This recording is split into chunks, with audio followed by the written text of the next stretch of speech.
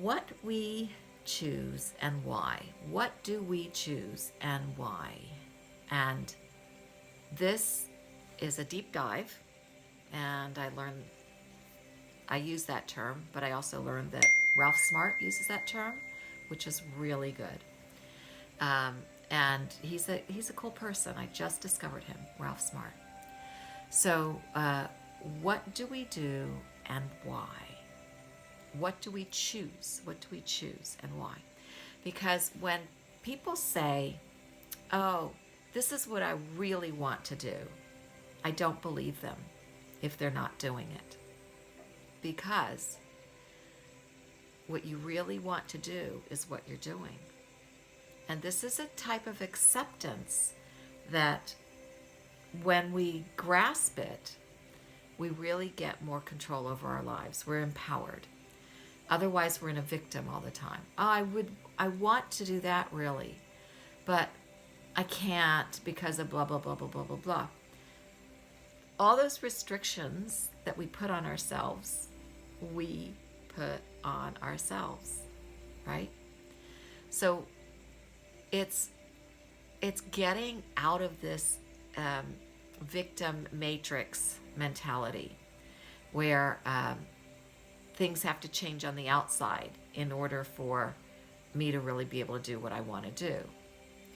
And it's something that we've been really comfortable with. It's kind of like the little 2-year-old that you say, oh, did you poop in your pants? And they say, no, no, no, no. I love that poopy diaper. I love that warm, gushy stuff on my butt, you know? And we want to just stay in our poopy diaper. And that's because it's what we know. We've learned to become comfortable with our misery, our victimhood, our being something other than what's our true selves. Because our true selves are expressions of the divine. And, you know, you think about what the divine would do, and then that's our true doing. Because the creator is the creator. And we are aspects of the creator, meaning we are creators as well. So what are we choosing and why? Right? That's the real question to just ponder on it. Just take that as a mantra for a day or a week or a month. What am I choosing and why? And to find out what you're choosing, just look at what you have in your environment. Just look at what you have in your physical environment, your relationships, your moods, you know. Look at what you have and realize you are choosing it. Then you want to know why. Why? You are choosing it for a purpose. And when we understand that purpose, then we can also start to look at other perspectives and other purposes and reasons that we may want to have. We can be choosing to stay in an uncomfortable situation, a job that we don't like, a relationship that is making us miserable, a home that is like really uncomfortable. And then you wouldn't call it a home, it's a dwelling. And then why? Why are we choosing that, right? Why are we choosing what we've chosen? Why are we choosing things that make us uncomfortable, that make us miserable? And when we look at why, oftentimes it goes back to these fears, false misconceptions, false beliefs of stuff. And if we look at those things really carefully, like, well, what am I afraid of? Okay, I'm afraid that if I move out of this place, I can't find another place. Well, wait a minute. Did you look for some other place? Did you even make any effort? Did you talk to people and mention that you're looking to move into a place that has these aspects to it, so that you start to just make some movement? Just make some movement. And what we do is we get stagnant. And you know, in Chinese medicine, that is when illness occurs, is when we're stagnant. We get petrified by fear without really going into trying anything different, getting any kind of movement going. And that is dis-ease. Dis-ease. We can be living in a state of dis-ease. We're not in our ease, which will then physically manifest itself, because all things on the energetic level eventually manifest themselves in the physical. So what are we choosing and why? And when it's something that I'm afraid, I'm uncomfortable, it's the unknown, right? Those kind of things we can look at and just say, do I want to be a coward? Is that the identity? That's the character? That's the life I want to create? Is the life of a coward? Do I want to be stagnant? And if you're not busy being born, you're busy dying. That's a quote from one of the musicians from, I think, the 60s or 70s. If you ain't busy being born, you're busy dying. So we look at, what are we choosing and why? Why? Why? Because we want to stay in a comfort zone of miserable? Look at yourself and laugh at yourself. You know, that's what comedians do all the time, right? They look at themselves and laugh at themselves. Laughter is a great medicine.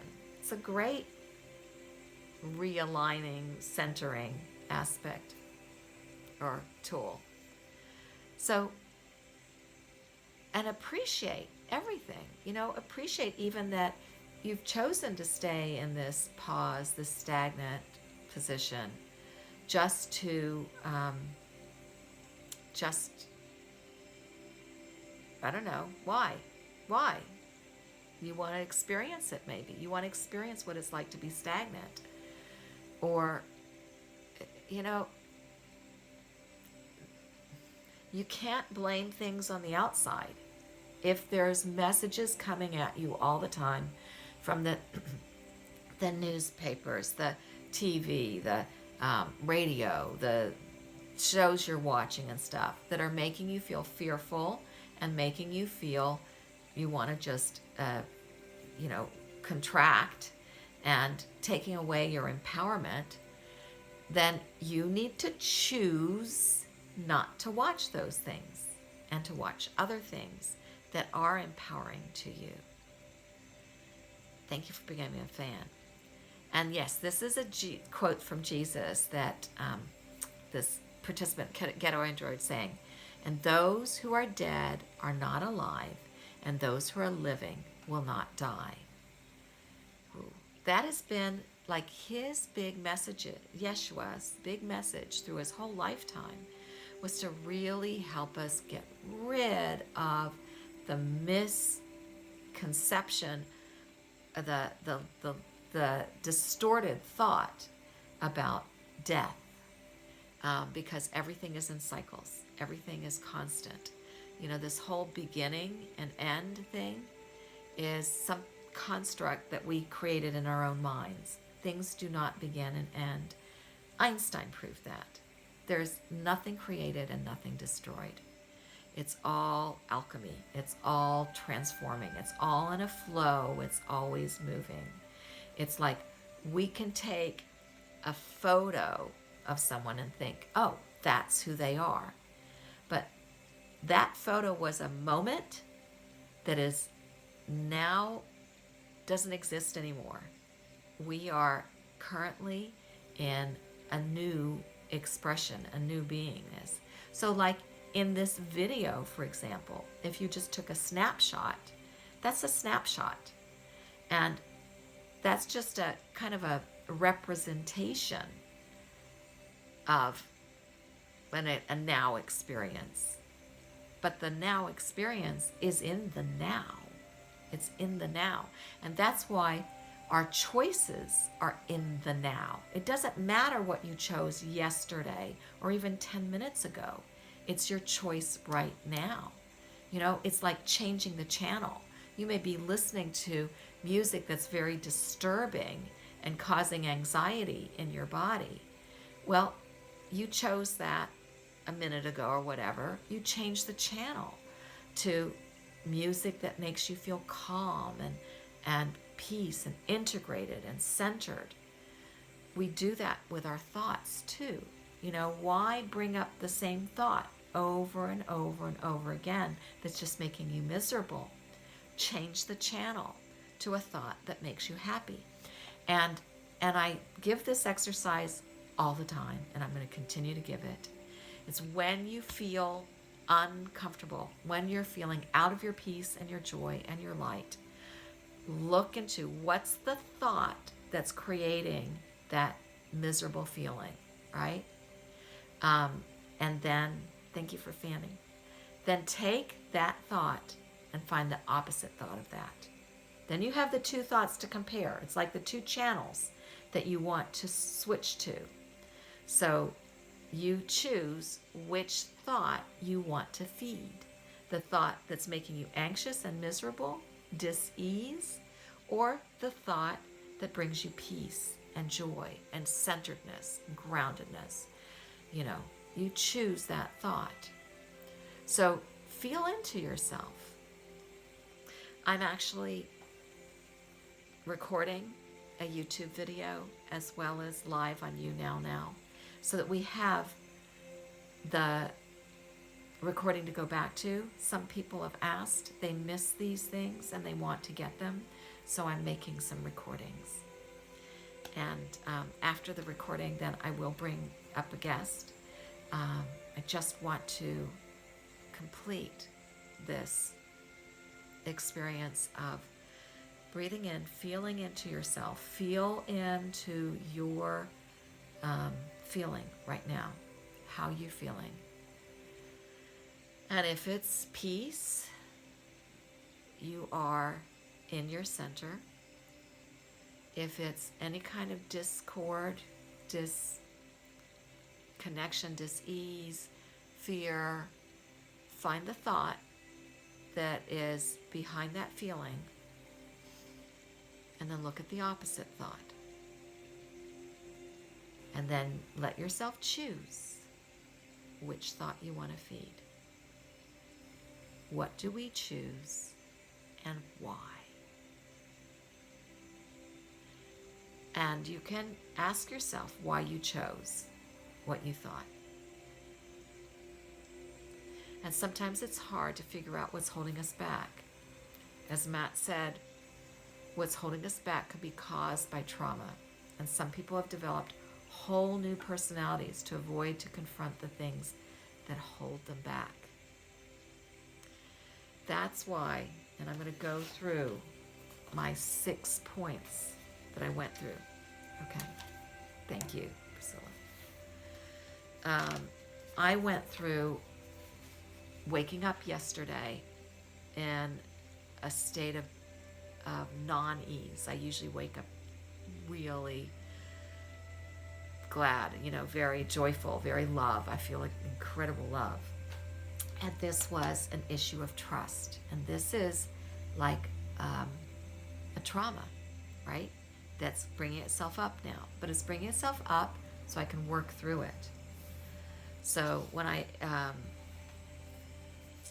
worked through this trauma, and then I noticed there it was 6 steps to really find your true self through your trauma and help figure out what's holding us back. So the first step is to just pay attention. Just notice the unrest.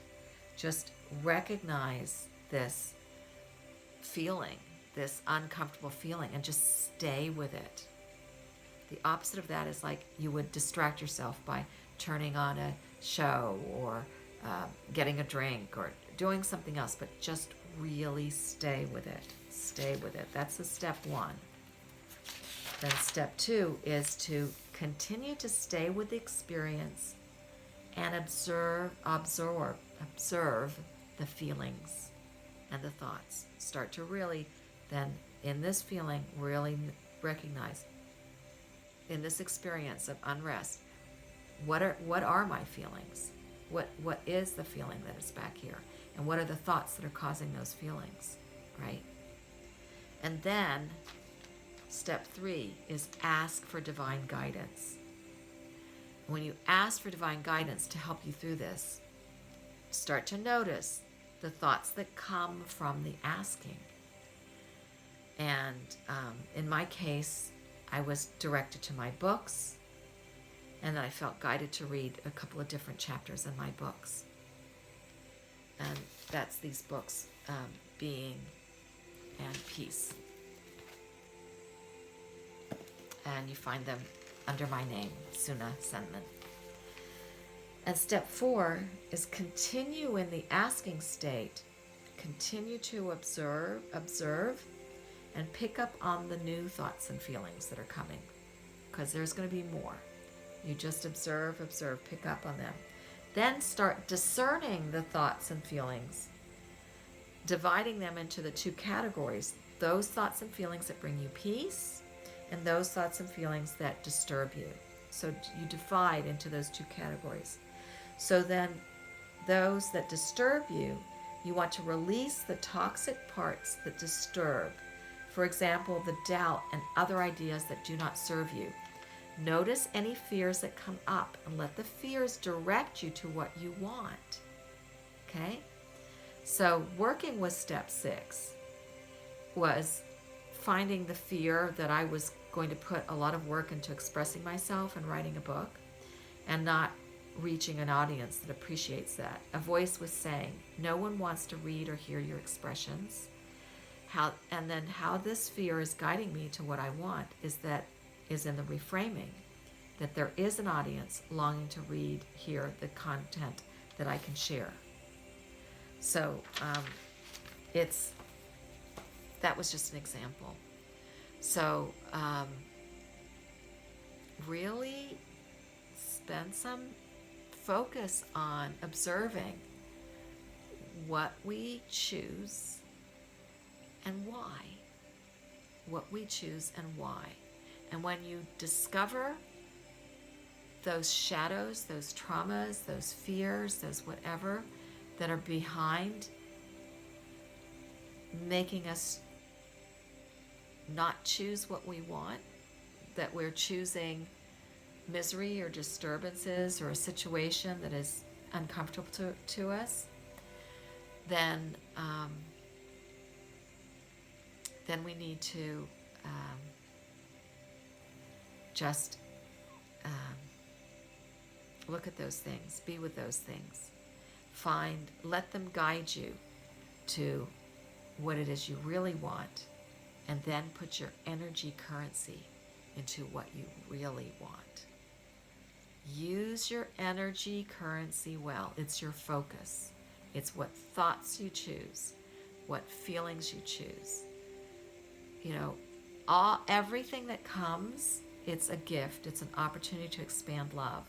So take whatever comes and work with it, and to making choices that are going to create the world that we want.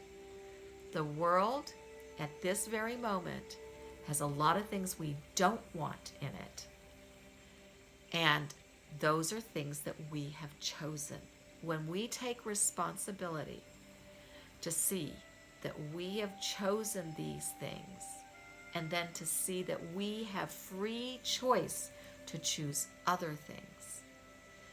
We have chosen, for example, to follow laws, rules, and regulations that go against universal laws, that break universal divine laws, such as free will, free choice. When we realize that which laws we're following, we choose to follow, we can see how we've created this kind of imprisonment feeling that we feel, because we're not choosing the divine law of free will, free choice, deciding how you take care of your health, deciding how you meet the world, deciding who you choose to connect with or not connect with, deciding who you listen to and not listen to. Take your free will, follow universal divine principles, universal divine laws. And I noticed, because I was looking into traveling, that all these things you feel you have to do, they're suggestions, they're recommendations. You don't have to take them. You can say, I follow a divine law, the higher power. And that is my citizenship, divine citizenship. I don't follow these renegade authorities. They're not even real authorities. They're make-believe. I follow divine law. And when enough of us do that, this world will be following divine law, and we will experience the peace, the love, the beauty of this earth, which it really is. It's just all these other fake people out there are trying to paint this heaven as hell. And we need to choose what we want. Choose what you want. So, look at what we choose and why. And take your power back. Take your power back. Take your power back. Blessings.